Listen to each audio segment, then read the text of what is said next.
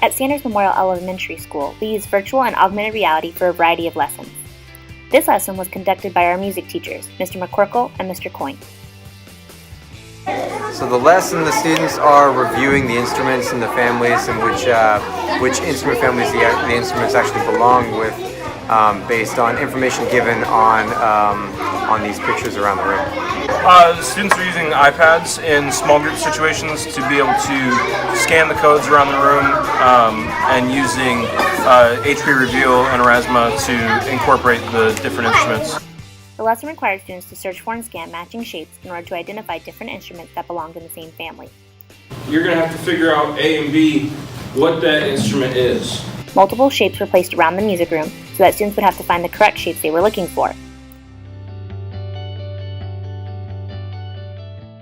Every pair has an iPad and a clipboard, right? It requires students to use pattern identification and critical thinking skills in order to find the correct shapes, while also employing review techniques on an important music topic and keeping the students active.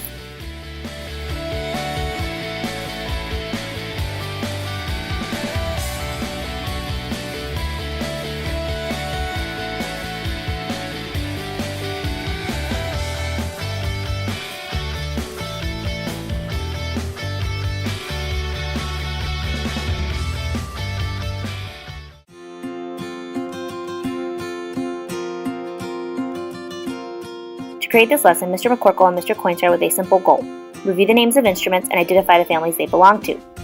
From there, they discussed ways to engage students and teach a lesson in an interesting and unique way. They wanted a method that would require the students to think critically about the instrument families and not just be a traditional lesson.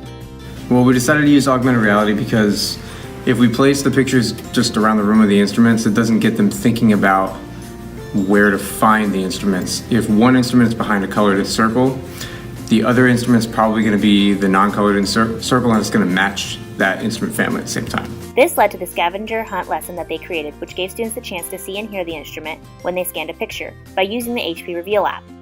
There were some barriers to the lesson as well. Making sure we had enough technology for the amount of students we had. We had to put them into groups based on like how many kids we had and the limited number of technology that we had available.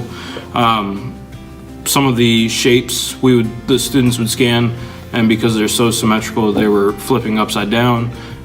So the kids would kind of try to recorrect it and learn to read upside down as well.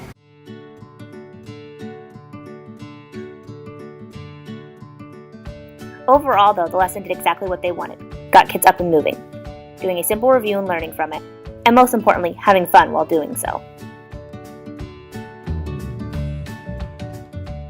When asked why they did this lesson, their answer was simple: it was a fun way for the students to learn. Well, we thought it'd be a way more interesting way to actually review the instruments and the families than just sit and listen and watching videos. The students get to work collaboratively together and see the instruments in a different way other than physically seeing them virtually, but they move around and things like that. So it's fun for the kids. And the students agreed. Virtual activity is good.